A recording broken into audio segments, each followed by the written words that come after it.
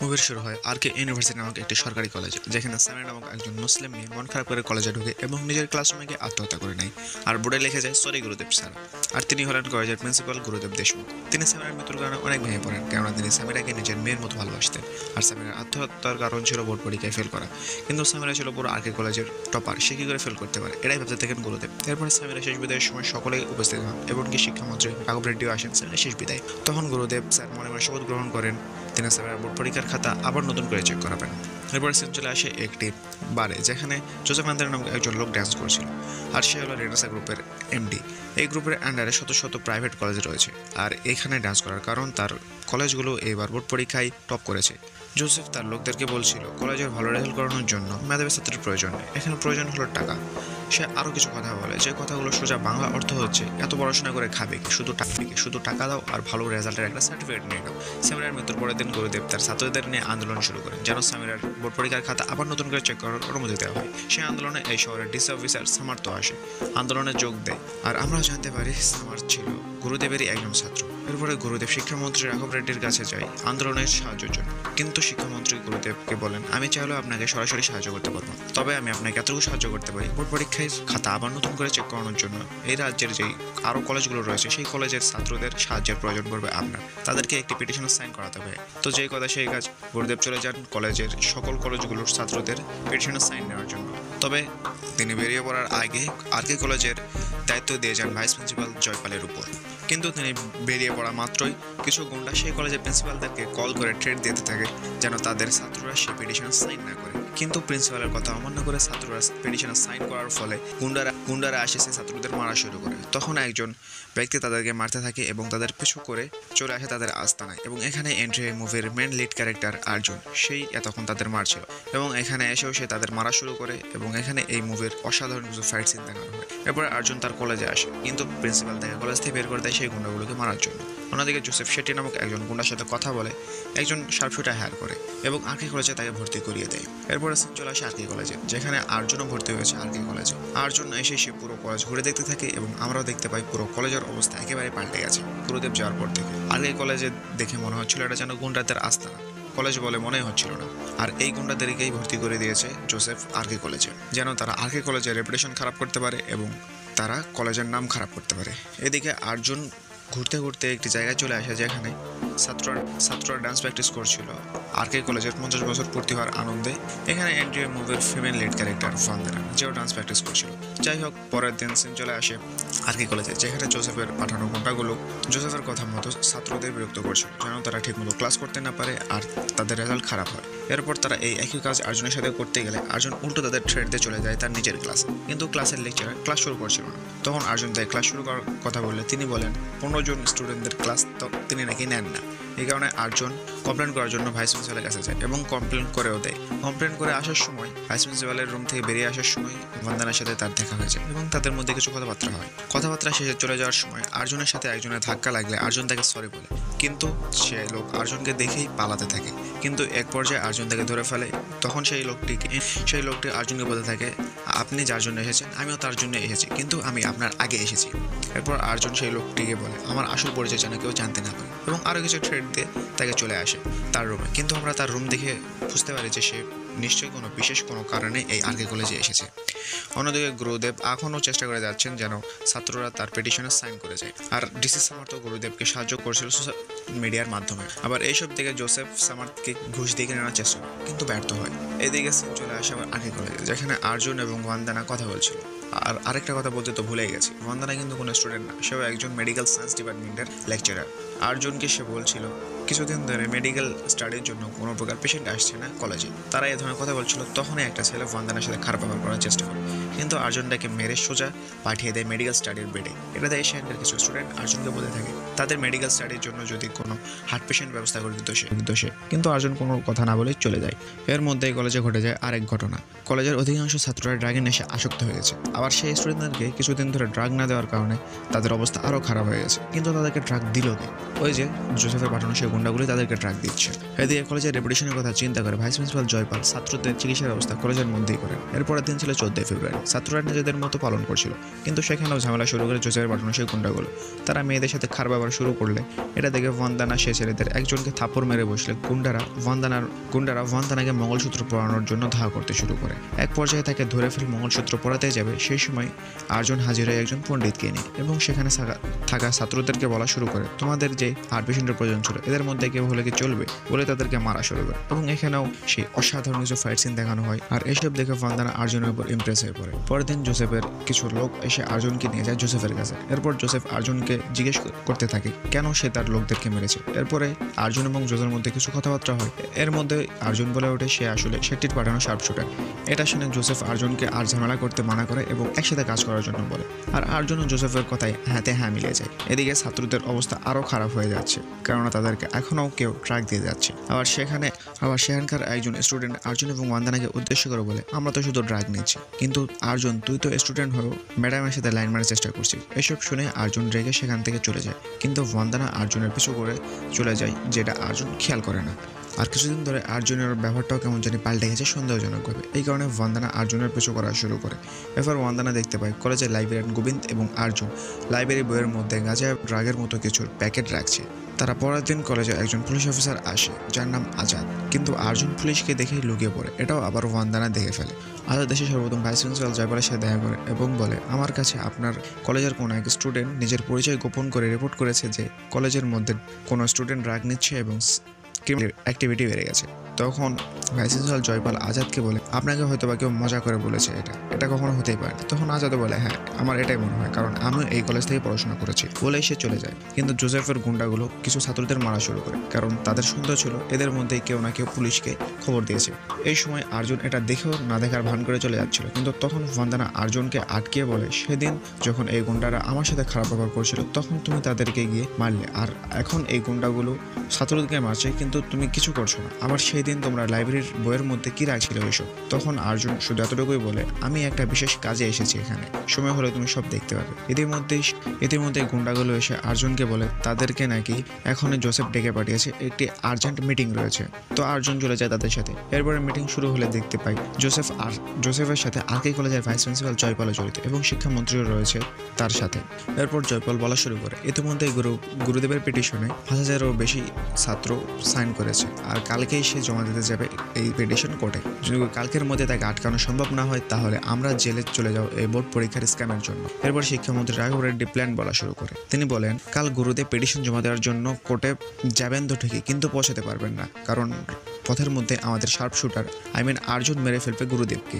তো পরের দিন গুরুদেব বেরিয়ে পড়েন ভাইস প্রিন্সিপাল জয়পালকে নিয়ে পিটিশন জমা দেওয়ার উদ্দেশ্যে। এদিকে আর্জুন এবং জোসেফের লোকেরা তাদের পিছু করা শুরু করে। এক পর্যায়ে যখন জোসেফের একজন লোক গুরুদেবকে গুলি করতে যাবে তখনই আসে এই মুভির একটি টুইস্ট। আর্জুন উল্টো জোসেফের লোকদেরকে মারা শুরু করে, আর এখানে অসাধারণ কিছু ফাইট সিন দেখানো হয়। এটা থেকে তো জোসেফ পুরাই হতবাক, কারণ যাকে সে হায়ার করেছিল গুরুদেবকে মারার জন্য সেই তাদের লোকদেরকে মারছে, যার ফলে গুরুদেব কোনো ঝামেলা ছাড়াই পৌঁছে যায় কোর্টে। তাকে জীবিত দেখে শিক্ষামন্ত্রী আরও অবাক। আর এদিকে কোর্টে বোর্ড এক্সামের স্ক্যামের জন্য সিবিআই এর হাতে তুলে দেয় এই কেস। কিন্তু আরকে কলেজে ঘটে যায় আরেক কাণ্ড। আর্জুনের বিশ্বাসঘাতকতার কারণে জোসেফের লোকেরা আর্জুনের বন্ধুদের মারতে থাকে আর্জুন কোথায় আছে এটা জানার জন্য। ইতিমধ্যে সেখানে আর্জুন আসলে শুরু হয়ে যায় তাদের মধ্যে মারামারি। তো অনেকক্ষণ এই মারামারি চলে। এখন যেহেতু ভাইস প্রিন্সিপাল গুরুদেব দেশমুখ রয়েছে কলেজে, তাই তিনি জানতে চান এই ঝামেলার মধ্যে কে কে জড়িত রয়েছে। তখন কলেজের একজন স্টাফ গুরুদেবকে আর্জুনের ফাইল দেখালে গুরুদেব ভূত দেখার মতো চমকে ওঠেন এবং তিনি বলেন, এ তো 12 বছর আগে পালিয়ে গিয়েছিল, সে আবার কেন ফেরত আসলো 12 বছর পরে, আর তার নাম আর্জুন নয়। এরপরে সিন চলে আসে 12 বছর পরে, মানে 12 বছর আগে। আমরা জানতে পারি তার নাম আর্জুন নয়, তার নাম আসলে যোগরাজ। সেদিন আরকে কলেজ এবং আরভিএম কলেজের মধ্যে একটি প্রতিযোগিতা হচ্ছিল। সত্যি বলতে আমি জানি না এই খেলার নাম কি, আপনারা কেউ জানলে অবশ্যই কমেন্ট করে যাবেন। তো সেদিন তারা সেই ম্যাচটা জিতে যায়, কিন্তু আরভিএম কলেজের একটা ছেলে যোগরাজকে বাইনচোদ বলে গালি দেওয়ার ফলে তাদের ট্রফি নেওয়ার দৃশ্যটা কিছুটা এরকমভাবে হয়। আর আজাদ, সামার, যোগরাজ এবং এই মেয়েটি তারা একই ব্যাচের ছিল। গুরুদেব তাদেরকে সকলকে প্রচণ্ড ভালোবাসতেন, নিজেদের সন্তানের মতো। গুরুদেব একদিন যোগরাজকে একটি ওয়াল অফ ফেম নামক রুমে নিয়ে যান, যেখানে এই কলেজ অর্থাৎ আরকে কলেজের বিশেষ ছাত্রদের ছবি টাঙানো রয়েছে। গুরুদেব যোগরাজকে বলে, আমি তোমাদের চারজনের প্রত্যেকের ছবি এই রুমের দেওয়ালে দেখতে চাই। কিন্তু একদিন ঘটে আরেকদিন ইউরাজ কোনো এক কারণে একজন লেকচারারকে মারছিল। তখন গুরুদেব আসেন এবং ইউরাজকে থাপ্পড় মেরে অনেক বকাঝকা করে এবং এই কলেজ থেকে চলে যেতে বলে। সেদিনে চলে গিয়েছিল ইউরাজ এই কলেজ ছেড়ে। কিন্তু 12 বছর পর ইউরাজ কেন আবার ফেরত আসলো এই কলেজে, এটাই ভাবছিলেন গুরুদেব। তখন ইউরাজ নিজে আসে গুরুদেবের সাথে দেখা করে। তখন গুরুদেব ইউরাজকে জিজ্ঞেস করে সে 12 বছর পর আবার কেন এই কলেজে ফেরত আসলো। তখন ইউরাজ বলা শুরু করে, আমাদের এই কলেজ একটা রেপুটেড গভর্নমেন্ট কলেজ, তাই আমাদের কলেজের সুনাম নষ্ট করার জন্য কলেজের রেজাল্ট খারাপ করার চেষ্টা করে টাকা খাইয়ে, যার ফলে সামিরার রেজাল্ট খারাপ হয় এবং সামিরা আত্মহত্যা করে। সামিরা আত্মহত্যা করলে আপনি সামিরার বোর্ড পরীক্ষার খাতা আবার নতুন করে চেক করার জন্য আন্দোলন শুরু করেন এবং পিটিশনে সাইন করানোর জন্য আপনি যখন এই কলেজ ছেড়ে চলে যান, তখন জোসেফ আরেকটা চাল চালে। ড্রাগ অ্যাডিক্ট এবং ক্রিমিনাল ব্যাকগ্রাউন্ডওয়ালা কিছু ছেলেদেরকে এই কলেজে অ্যাডমিশন করিয়ে দেয় যেন তারা কলেজের সুনাম নষ্ট করতে পারে। এসব জানতে পারে আমি স্টুডেন্ট হয়ে আবার এই কলেজে ভর্তি হই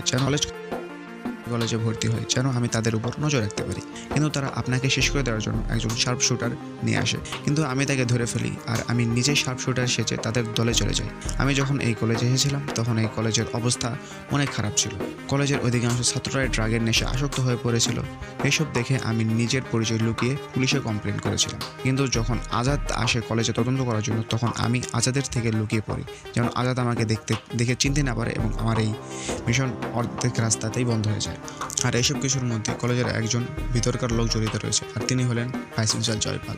প্রথমে আমি মনে করেছিলাম এইসব কিছুর পিছনে জোসেফ অ্যান্থনি রয়েছে, কিন্তু পরে জানতে পারলাম জোসেফ তো মাত্র এই খেলার মোহরা। এই খেলার মেন গুরু হচ্ছে শিক্ষামন্ত্রী রাঘব রেড্ডি। আর এরপরে কাহিনী তো আপনারা জানেন কি করে ইউরাজ আর্জুনের ছদ্মবেশে তাদেরকে বোকা বানিয়েছে। আরেকটা বিষয় তো থেকেই যায়, তাহলে সেই দিন বইয়ের মধ্যে ইউরাজ এবং লাইব্রেরিয়ান গোবিন্দ কি রাখছিল? তারা বইয়ের মধ্যে অ্যান্টি ড্রাগ রেখে দিত যেন স্টুডেন্টরা ড্রাগ ভেবে এটাকে নেয় এবং ড্রাগের নেশা থেকে মুক্ত হতে পারে। এত কিছু জানার পর গুরুদেব সর্বপ্রথম ভাইস প্রিন্সিপাল জয়পালকে কলেজ থেকে বের করে দেন ঘাড় ধাক্কা দিয়ে। তার অবর্তমানে কলেজে এত কিছু হয়ে গেছে এইসব বিষয়গুলোকে নিয়ে যখন চিন্তা ভাবনা করছিলেন, তখনই লাইব্রেরিয়ান গোবিন্দ আসে গুরুদেবের সাথে ইউরাজের বিষয়ে কথা বলার জন্য। গোবিন্দ তখন বলা শুরু করে, 12 বছর আগের সেই ঘটনার আপনি শুধু অর্ধেকটাই জানেন, বাকি অর্ধেকটা জানলে আপনি আর ইউরাজের উপর রাগ করে থাকতে পারবেন না। আসলে ওই দিন সেই লেকচারার একজন মেয়ের সাথে খারাপ কিছু করার চেষ্টা করছিল, আর এটা দেখতে পেয়ে ইউরাজ তার রাগ কন্ট্রোল করতে পারে না আর সেই লেকচারারকে মারা শুরু করে। আর আপনি তাকে ভুল ভেবেছেন। পরে আমি আপনাকে সবকিছু খুলে বলতে চাইলে ইউরাজ সেই মেয়েটির সম্মান এবং এই কলেজের সুনামের কথা চিন্তা করে এটাকে আমার মনের মধ্যে চিরকাল রাখতে বলে। গোবিন্দ আরও বলে, ইউরাজ কিন্তু কোনো গুন্ডা বা বদমাশ না, সে একজন প্রফেসর। আমাদের কলেজের এই অবস্থা দেখে সে তার ক্যারিয়ার চিন্তা না করে চলে আসে আমাদের এই কলেজে। এসব কিছু শুনে গুরুদেব তার ভুলটা বুঝতে পারেন এবং ইউরাজের সাথে দেখা করে এইসব বিষয়ে সবকিছু কথাবার্তা বলে এবং তাকে আরকে কলেজের নতুন প্রফেসর হিসেবে নিয়োগ দেন। অন্যদিকে শিক্ষামন্ত্রী জোসেফ, জয়পাল এবং সবাই ভাবছিল এইসব কে এই ছেলে যে তাদের মধ্যে থেকে তাদের প্ল্যানের 12টা বাজিয়ে দিল। তো তারা ভাবতে থাকুক। পরের দিন ইউরাজ কলেজে আসে প্রফেসর হিসেবে, এসে চলে যায় অন্ধানের কাছে। তাকে গিয়ে ফুল দিয়ে ছোট্ট করে প্রপোজ করে এবং সর্বপ্রথম সবকিছু খুলে বলে শর্টকাটে। কিছুদিন আগেও তুমি ছিলে একজন লেকচারার এবং আমি ছিলাম একজন স্টুডেন্ট, তো এখন আমি একজন এই কলেজের প্রফেসর। তো তারা এভাবে কিছু কথাবার্তা বলে। এরপরেই শুরু হয় জোসেফের গুন্ডাগুলোকে ধরা। যেহেতু কিছুদিন আগেও ইউরাজ তাদের মধ্যেই তাদের ধরে ছিল, তো তার গুন্ডাগুলোকে চিনতে তেমন অসুবিধা হয় না। তারপরে সকলকে পুলিশ স্টেশনে নিয়ে যায় আর সেখানে গিয়ে আজাদের সাথে দেখা হয়ে যায় ইউরাজের। এরপরে তারা সকল বন্ধুরা আবার একসাথে হয়ে দেখা করে গুরুদেবের সাথে। কিন্তু এদিকে ঘটেছে আরেক বিপত্তি। গুরুদেব যে বের করে দিয়েছিল জয়পালকে, সে এবার নিউজে এসে উল্টাপাল্টা বলা শুরু করে, যেমন আরকে কলেজে স্টুডেন্টরা ড্রাগ অ্যাডিক্ট এবং আরকে কলেজে ক্রিমিনাল অ্যাক্টিভিটি বেড়ে গেছে, আরও হাবিজাবি অনেক কিছু, যার কারণে আরকে কলেজের বিরুদ্ধে জনগণ আন্দোলন শুরু করে যেন আরকে কলেজকে বন্ধ করে দেওয়া হয়। তো জনগণের চাপে পড়ে আরকে কলেজকে বন্ধ করে দেওয়া হয় এবং এর সাথে সাথে গুরুদেবকেও অ্যারেস্ট করা হয়, কিন্তু তাই কিছু জিজ্ঞাসাবাদ করে ছেড়ে দেয়। তবে এত কিছু ঘটে যাওয়ার ফলে গুরুদেব অনেক ভেঙে পড়েন। তো পরের দিন গুরুদেব স্টেট কাউন্সিলের কাছে যান কলেজটাকে আবার পুনরায় চালু করার অনুমতি নেওয়ার জন্য।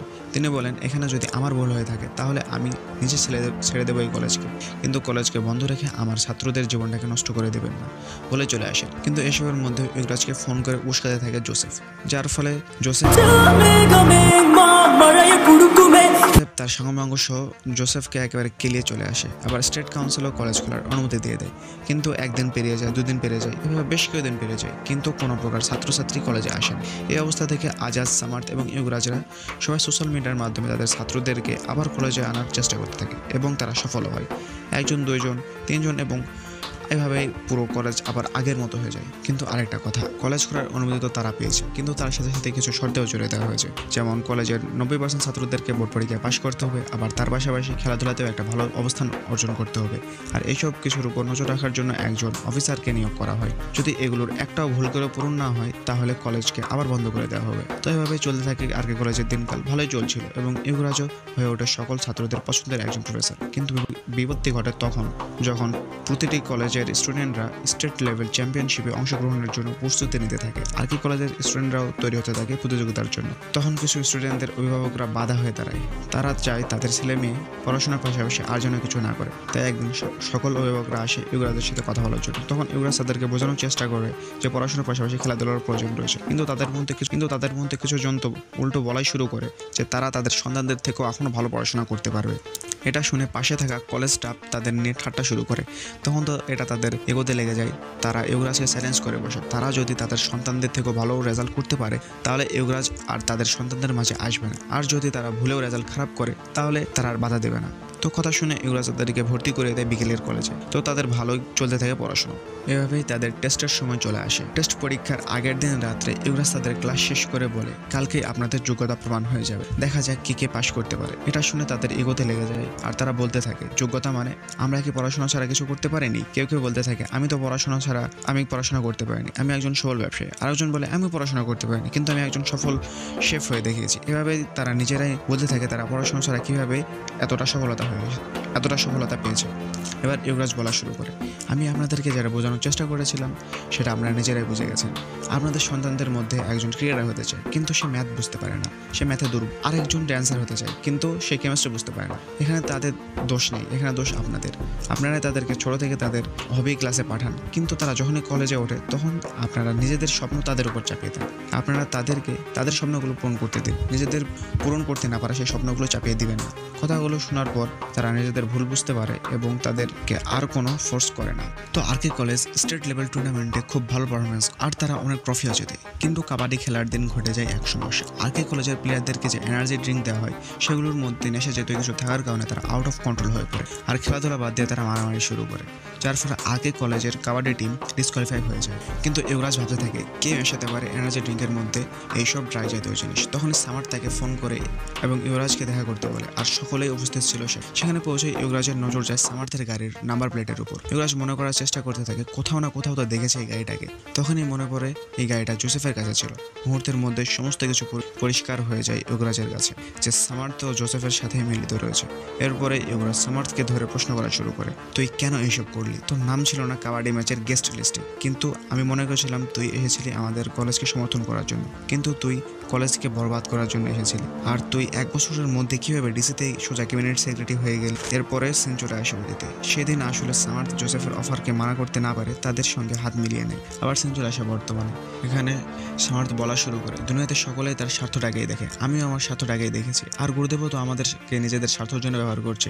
আর এইসব কথাগুলো আবার গুরুদেবও শুনে ফেলে। আসলে সামার্থ ডিসি থেকে ক্যাবিনেট সেক্রেটারি হয়ে গেছে, এই আনন্দে সে একটা ছোট্ট পার্টি রেখেছিল।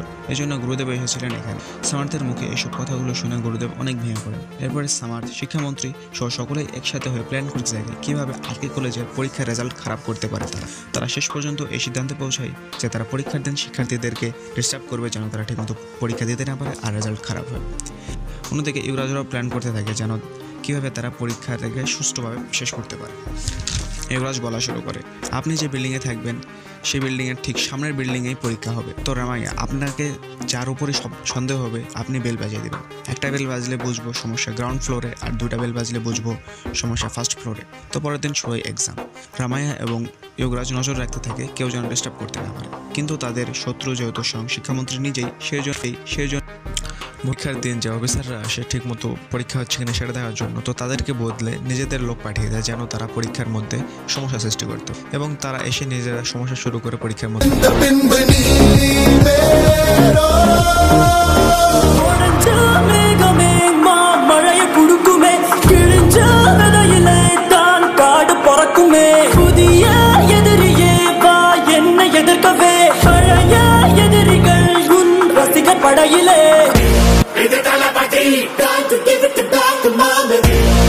এদিকে এতক্ষণ ধরে কোনো প্রকার খোঁজখবর না পেয়ে শিক্ষামন্ত্রী নিজে আসে দেখার জন্য, কিন্তু গুরুদেব তাকে একটি রুমে আটকিয়ে রাখে। পরীক্ষার সময় ছিল 3 ঘন্টা, কিন্তু 2 ঘন্টা হতে কি না হতে সময় শেষ হওয়ার যে বেল বাজ থেকে সেটা বাজা শুরু হয়। এটা দেখে পরীক্ষার্থীরা অনেক আতঙ্কিত হয়ে পড়ে। তখন গুরুদেব প্রতিটা রুমে রুমে গিয়ে বুঝাতে থাকে যে এটা ফেক বেল, এখনো সময় রয়েছে, তোমরা লিখতে থাকো। এদিকে বেলের শব্দ শুনে যুবরাজ সোজা চলে যায় রামায়ার কাছে, গিয়ে দেখতে পায় জোসেফ রামায়াকে মেরে নিজেই বেল বাজাচ্ছে। এটা দেখে যুবরাজ জোসেফেরই বাজানো শুরু করে। তো বাজানো শেষে অবস্থাটা তো বাজানো শেষে ঠিক এরকমটাই সিনটা ছিল। তো অসাধারণ লেগেছে আমার কাছে। তো আপনাদের কাছে কেমন লাগছে বলে যাবেন। যাই হোক, অনেক বাধা বিপদ থেকে উপেক্ষা করে শেষ এক্সাম সুষ্ঠুভাবে শেষ হয়। পরীক্ষা শেষে শিক্ষামন্ত্রীকে যখন আজাদ অ্যারেস্ট করে নিয়ে যাচ্ছিল তখন শিক্ষামন্ত্রী বলতে থাকে কোনো প্রমাণ ছাড়াই কিভাবে সে একজন শিক্ষামন্ত্রীকে অ্যারেস্ট করতে পারে। তখনই পুলিশ ভ্যান থেকে বেরিয়ে আসে সামার্থ, যে কিনা তার নিজের ভুলটাকে বুঝতে পেরে সারেন্ডার করেছে এবং সে গুরুদেবের কাছে এসেও ক্ষমা চায় তাদের সাথে হাত। এরপরে সিন চলে আসে পরীক্ষার রেজাল্টের দিন। যুবরাজ বসেছিল একটা রুমে। তখনই লাইব্রেরিয়ান গোবিন্দ দৌড়ে এসে যুবরাজকে জড়িয়ে ধরে বলে পাস সংখ্যা 100%। আর এটা জানার পর স্টুডেন্ট সহ টিচারদের দেখার মতো ছিল।